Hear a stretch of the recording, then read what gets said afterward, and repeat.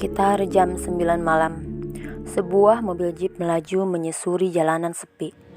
Di kiri kanan hanya terlihat pepohonan saja. Meski terbilang jalan besar, namun suasana di jalan itu sangat menyeramkan. Terlebih, di sana tidak ditemui rumah-rumah penduduk atau bahkan lampu penerangan jalan. Vika yang mengemudikan jeep berhenti sebentar di tepian jalan, lalu menoleh ke belakang.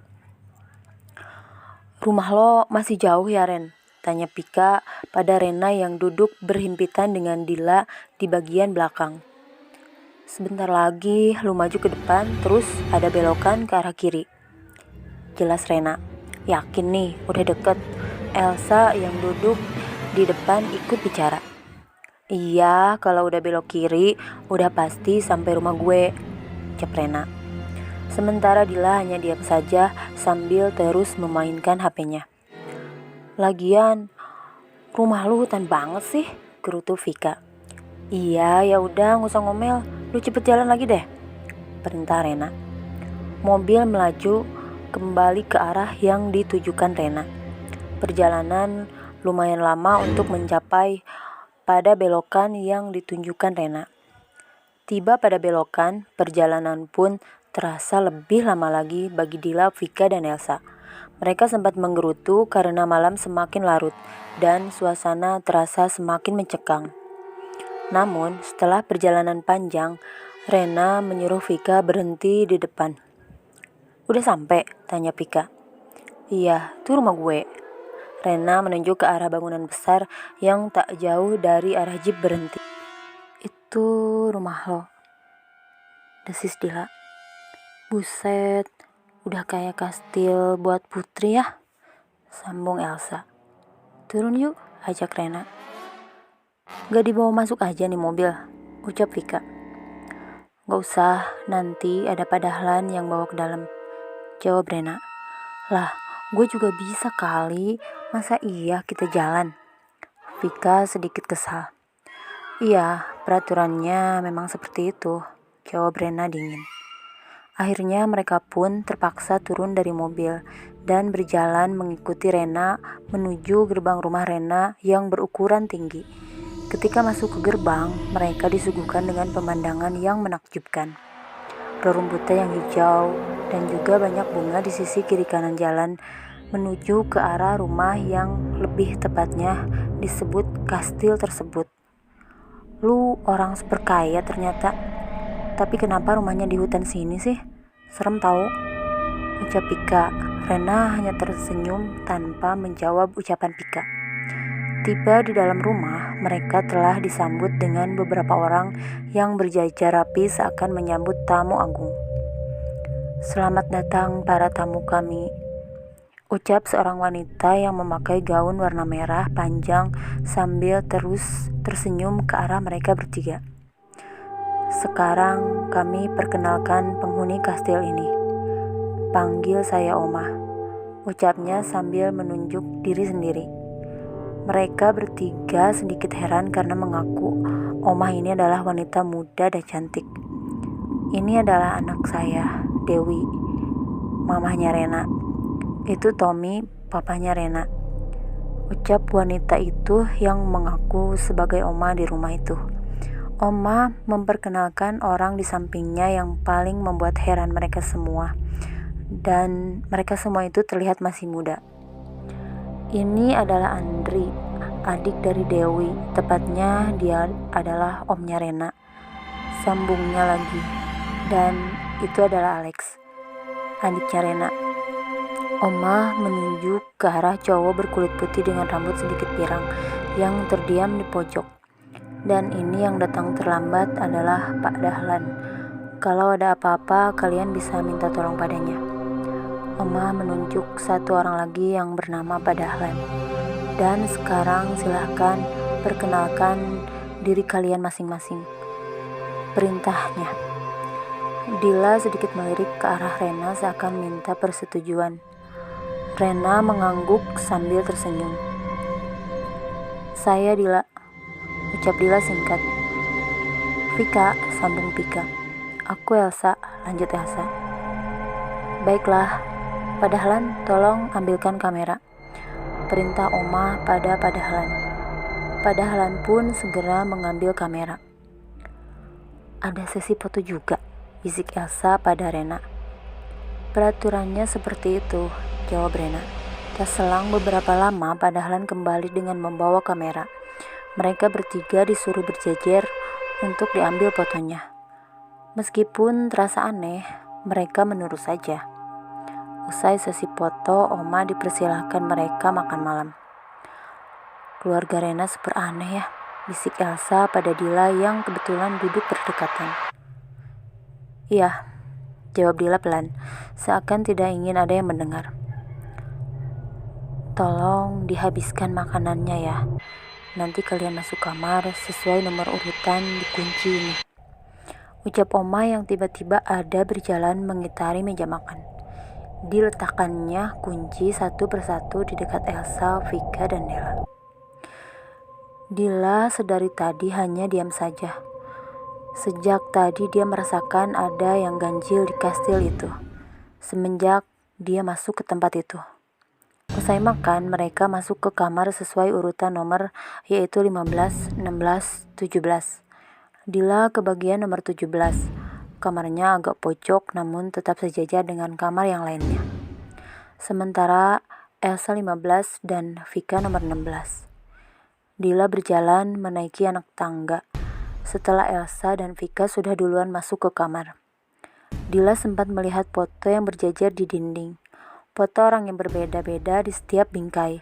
Mereka seperti orang yang mungkin pernah datang ke tempat itu. Ada satu foto yang bikin heran. Di situ ada foto yang terlihat lama sekali. Jelas saja di foto itu tertulis tahun 1989.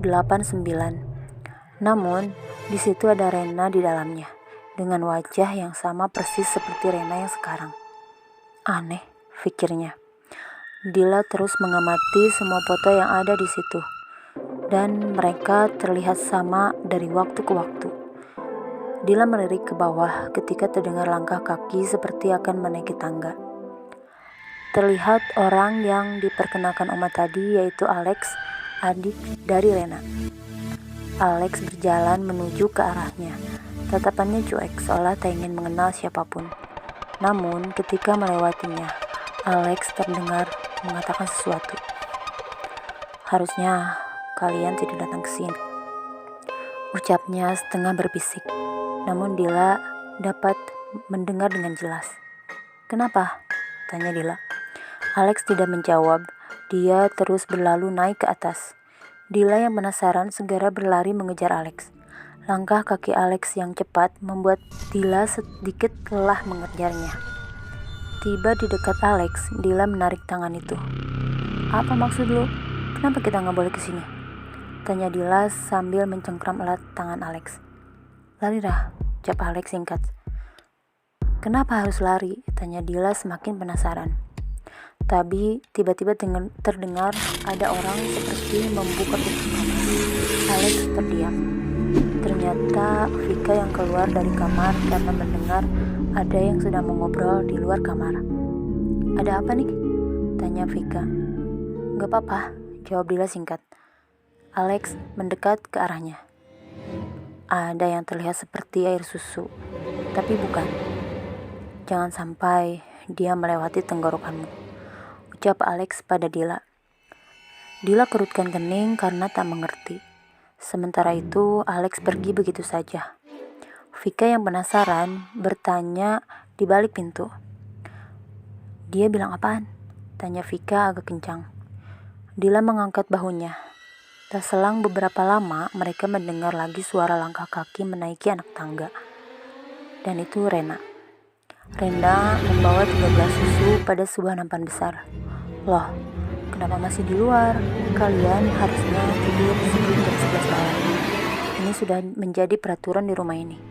Dan ini susu untuk kalian, ucap Rena sambil menyerahkan segelas susu pada Dila.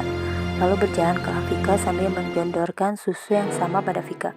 Terakhir, Rena mengetuk pintu kamar nomor 15 yang ditempati Elsa. Setelah memberikan susu pada mereka bertiga, Rena pun turun kembali ke bawah. Dila masuk ke kamar nomor 17 sambil mencekal susu yang ada di tangannya. Dila tak segera meminumnya susu itu dan hanya meletakkannya di atas meja. Dila tiduran di atas kasur sambil memainkan HP-nya. Dila melihat sekeliling kamar yang terlihat megah, namun seperti ada aura aneh. Kamar yang terbilang luas itu hanya diisi ranjang dan lemari untuk pakaian saja.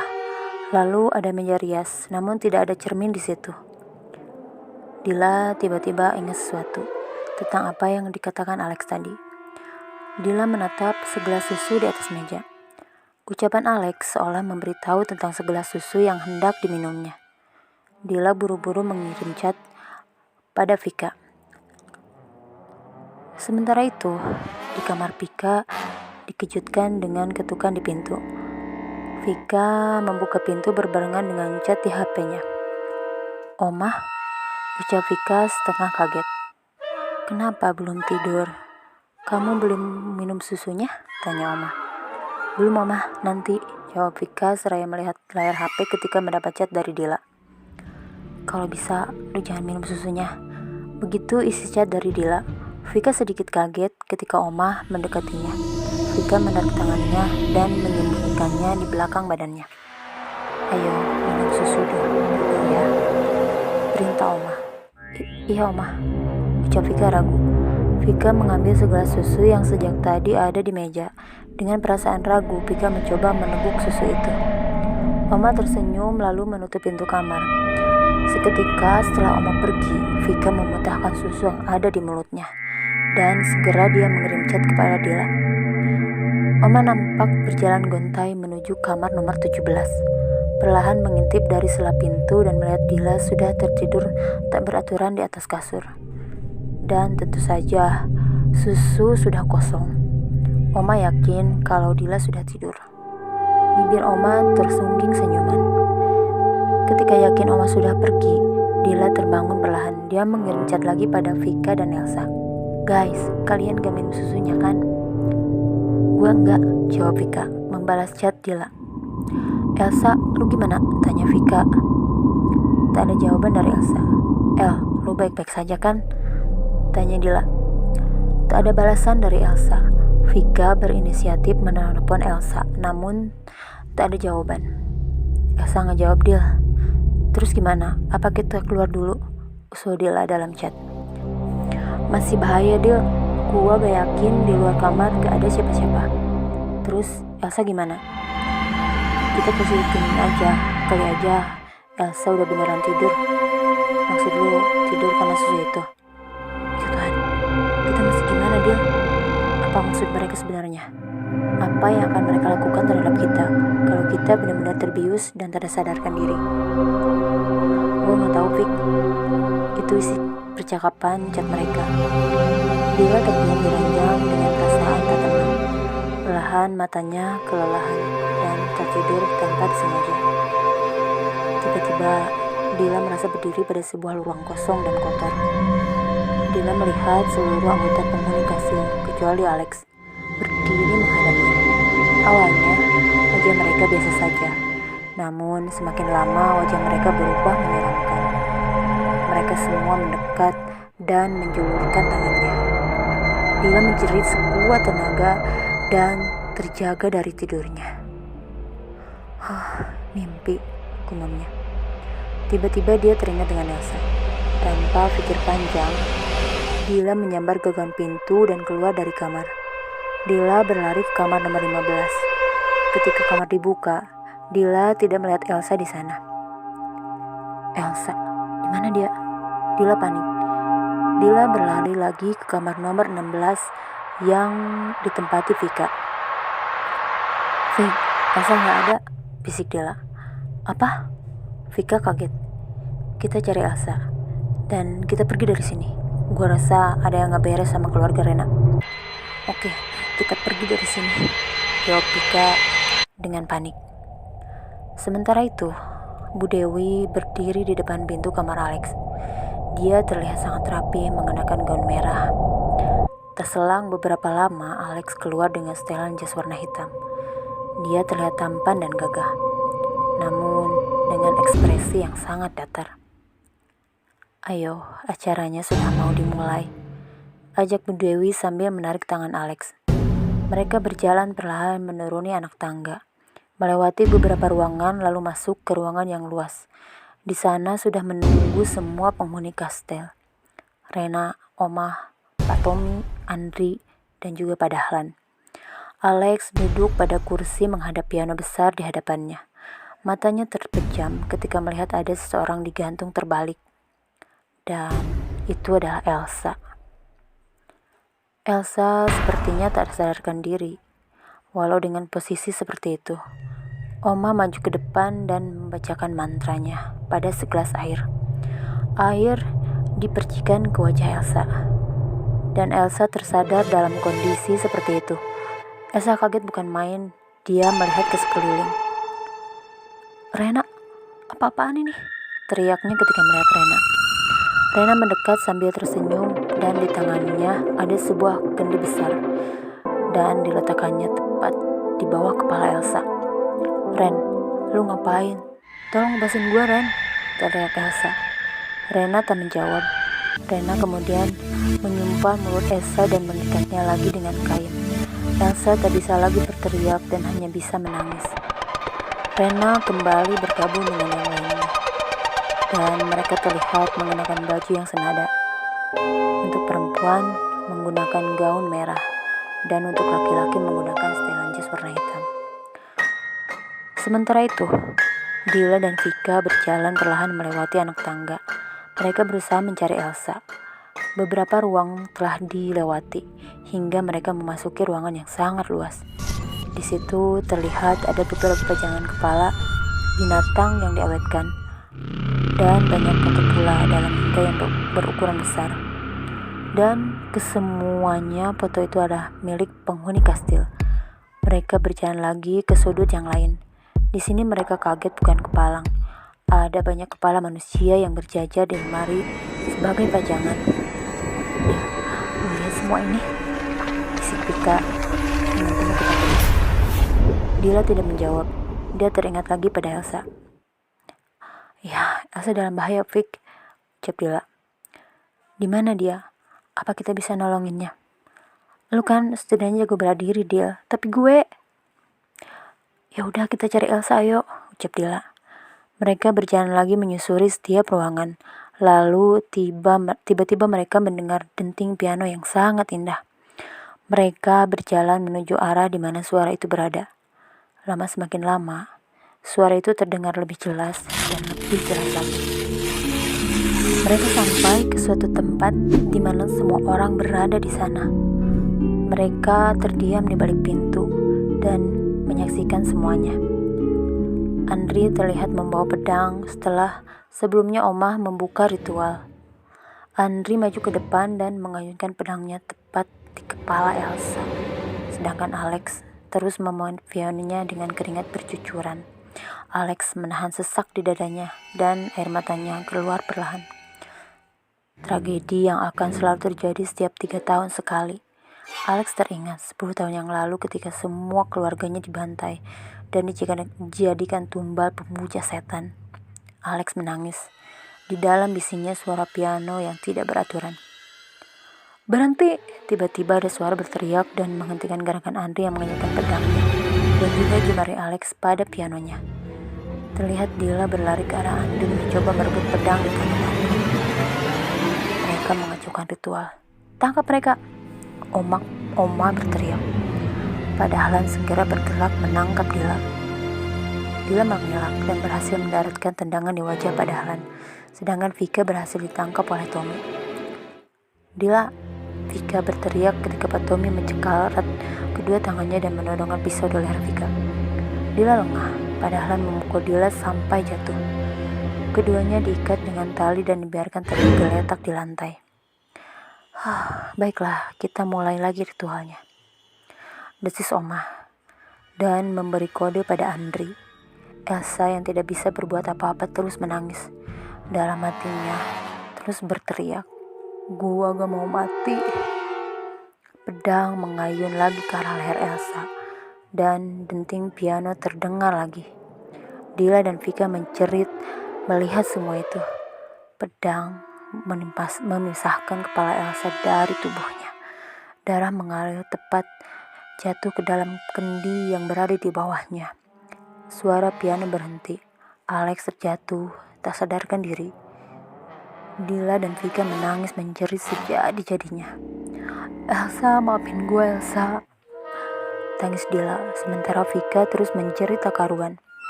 Semua anggota ritual berlari ke arah kendi dan meminum darah yang tak henti-henti mengalir dari leher Elsa.